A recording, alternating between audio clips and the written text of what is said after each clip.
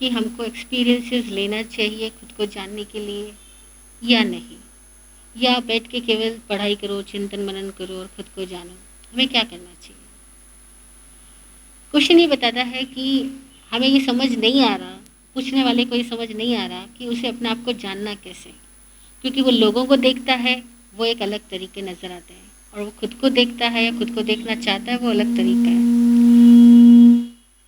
और जनरली यहाँ दिक्कत होती है क्योंकि हम सो कॉल्ड धार्मिक लोगों को देखते हैं, वे लोग अपनी ज़िंदगी की कई सारी प्रवृत्तियों से बच करके अकेले बैठ करके चिंतन मनन कर रहे होते हैं, या कुछ पर्टिकुलर रिचुअल्स को फॉलो कर रहे होते हैं, और वे ज़िंदगी के बहुत सारे प्रैक्टिकल एस्पेक्ट से खुद को अछूते रखने की कोशिश करते हैं। तो फिर सवाल होता है कि अगर हम धार्मिक भी होते हैं, मतलब धार्मिक होना तो चाहते हैं, हम अपने आप को भी जानना चाहते हैं, लेकिन क्या इसका मतलब ये होगा कि हमें भी उन लोगों को देख करके अपने सारी नॉर्मल रूटीन से अलग कर देना चाहिए क्या? शायद आपके क्वेश्चन के पीछे कॉन्टेक्स्ट ये हो। अगर ये कॉन्टेक्स्ट है तो समझना कि लाइफ जीने में ही है, जिंदगी जीने में है, और ज्ञान भी जीने में ही है। जीवन से और जीवन में आने वाली घटनाओं से हमें कभी मुंह नहीं छुपाना चाहिए, कभी पलायन नहीं करना चाहिए, बल्कि अगर सामने निमित्त आए और अपने आप के अंदर के कुछ और नए चैप्टर्स अनफोल्ड हो तो उसे अनफोल्ड होने देना चाहिए, क्योंकि अगर वो चैप्टर्स अनफोल्ड ही नहीं होंगे तो हमें अपने बारे में भी कैसे पता लगेगा? पुराने ज़माने में साधु लोग जो आत्म साधना करते थे, खुद को जानने की साधना करते थे, वे लोग अपने भीतर के चैप्टर्स को अनफोल्ड करने के लिए ऐसी ऐसी जगह पर जाके बैठते थे जहाँ उनको ऐसे निमित्त मिले कि उनके भीतर के वैसे चैप्टर्स अनफोल्ड हो। जैसे एग्जाम्पल आता है सूत्रों के अंदर कि आचार्य भद्रबाहु के कुछ शिष्यों में से एक शिष्य ने कहा कि गुरुदेव, मैं अपना चातुर्मास शेर की गुफा के बाहर जाके करना चाहता हूँ। और उसने एक्सपीरियंस लिया ना कि मैं अपने डर को जानना चाहता हूँ, तो मैं शेर की गुफा के बाहर जाके 4 महीने रहूँगा। अब शेर की गुफा के बाहर का मतलब क्या कि गुफा से शेर हर 24 घंटे में बाहर तो निकलेगा जब उसको भूख लगेगी, तब फिर वापस भीतर भी आएगा, और वो साधु बाहर बैठा है, वो शेर को आता देखेगा, शेर को ज़्यादा देखेगा, लेकिन जरा भी खौफ नहीं खाएगा, अपने भय को भी देखेगा, शेर के साथ भी उसकी मित्रता हो जाए, वो ऐसा एक्सपीरियंस चाहता है। तो अगर वो ऐसा नहीं करता तो वो अपने आप के भय को कैसे जानता? ऐसे ही उनके किसी एक अन्य शिष्य ने कहा कि हम कुएं की पाल पर बैठ के चातुर्मास करना चाहते हैं।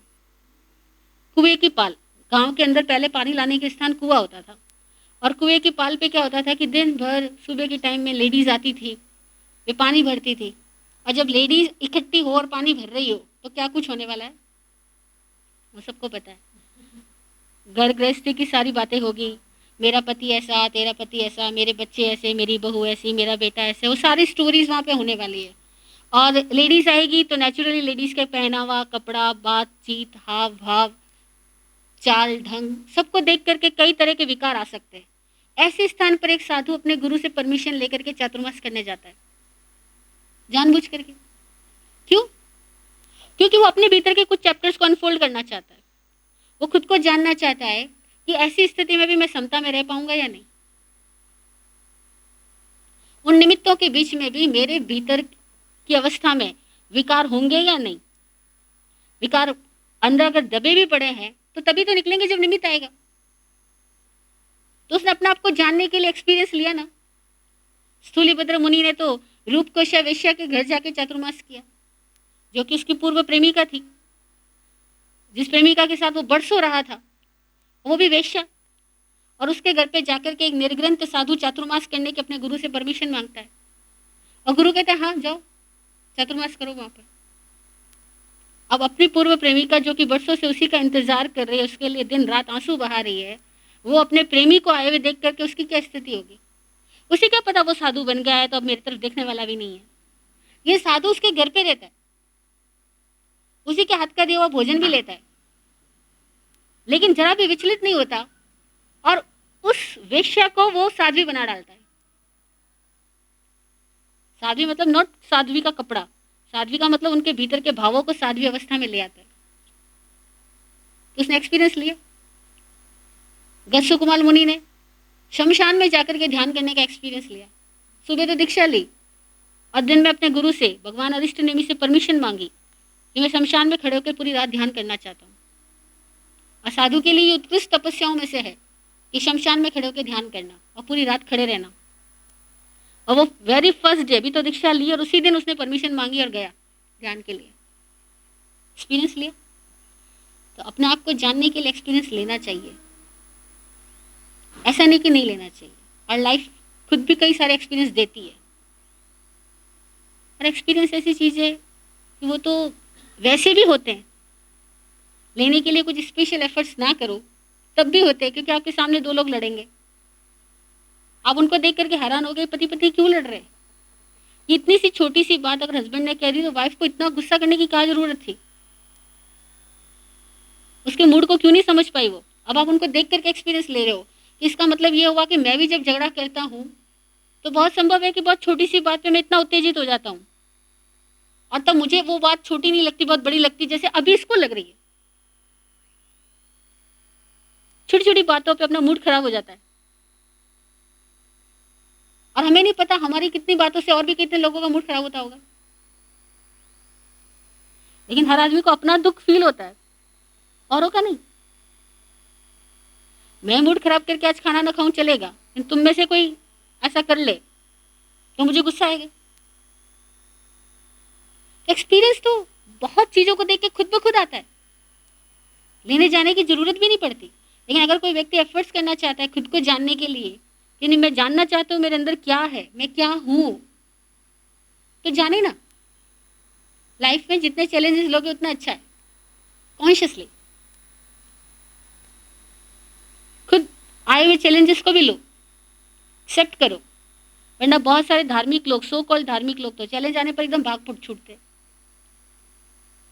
वो धर्म का नाम लेके छूट जाते हैं, ध्यान का नाम लेके छूट जाते हैं कहीं से, बस कि नहीं मुझे तो ये कर्म करना ही नहीं, मुझे संसार के इस क्षेत्र में जाना ही नहीं, क्योंकि मुझे तो भागना है, क्योंकि मेरे को कर्म बन जाएंगे। वो जान नहीं रहे कि कर्म बनते घटना में नहीं है, कर्म बनते सोच में है। घटना तो हमारे चारों ओर होती है, सोच हमारे भीतर होती है। और चारों ओर की घटनाओं से भी हमारी सोच अप्रभावित रह पाती है या नहीं रह पाती है, ये हमें सीखना है।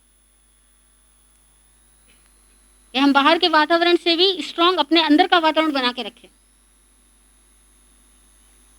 हम साइको इम्यूनिटी को डेवलप करें कि फिर आजू बाजू कुछ भी चले, तीर चले भाला चले, वाणी के व्यवहार के, लेकिन हम अछूते रह सके। ये इम्यूनिटी सिस्टम डेवलप करो।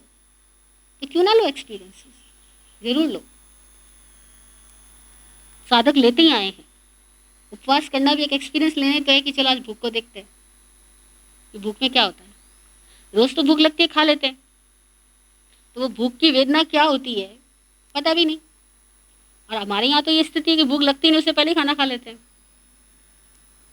क्योंकि बनाने वाले को पता है कि हर वक्त बना के रखना है, सुबह दोपहर शाम। अब खाने वाले को भूख लगी या नहीं लगी, या बनाने वाले ने बनाया तो उसको भी खाना पड़ेगा। और सपोज बनाने वाले ने नहीं बनाया और खाने वाले को भूख लग गई तो दिक्कत है। वो कहेगा मुझे भूख लगी, अब तक खाना क्यों नहीं बनाया। तो खाना जिसने बनाना है उसको अगले आदमी की भूख की परवाह हो या ना, उसको तो बनाना ही बनाना है। और चूंकि उसने बना लिया इसीलिए खाने वाले ने खाना है, तो हमें अपने भूख तक का तो वेट ही नहीं करना पड़ता कि भूख लगेगी फिर खाना खाएंगे। भूख लगने से पहले माँ और पत्नी दोनों ही खाना खिला देती है। तो हम अपने भूख का एक्सपीरियंस करने के लिए उपवास करें, किसी दिन अभिग्रह करें, किसी दिन कोई संकल्प कर लिया, वो पूरा होगा तो खाएंगे, नहीं तो नहीं खाएंगे। तो क्यों नहीं एक्सपीरियंस करना चाहिए। करो एक्सपीरियंसेस जो सामने आई उन हालात परिस्थितियों में भी। और अगर अपने से कुछ चैलेंज लेना चाहो और मन में भाव उठा कि मैं ऐसे चैलेंज लूँ तो लो। कई लोग करते हैं आज बिना पैसे के जर्नी करेंगे, वो पैसा पास में नहीं रखते, जर्नी पे निकल जाते। कोई हेल्प मिलेगी तो व्हीकल में बैठेंगे, नहीं तो पैदल ही चलेंगे।